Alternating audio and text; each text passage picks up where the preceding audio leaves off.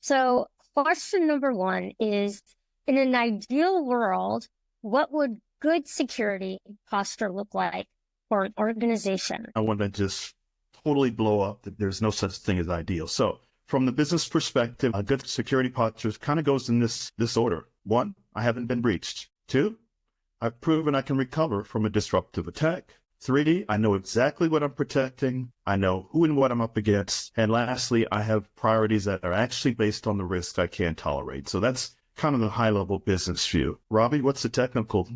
Thanks, David. Yeah, I agree with you. There's nothing ideal, so everybody wants to live in an ideal world. But from my perspective, it's you've got to have sufficient coverage and also know what your assets are, where they are, what your critical assets are, which is key. You should also know what the risk tolerance of the organisation is, where you fall within that risk tolerance. I think having a very good, experienced staff behind you makes all the difference. Good for me is most things are automated also, and also test what matters. Your priorities should be identified early on. For me, that's what a good posture looks like. Yeah, and on that lack of ideal part, I think there's the core of winning the cyber game is knowing what matters most and staying ahead of threats. But the business is competing with that in every way. So, when you talked about knowing what's critical and what's not, flat out business priorities just aren't security priorities. So you're left with how do we get it done?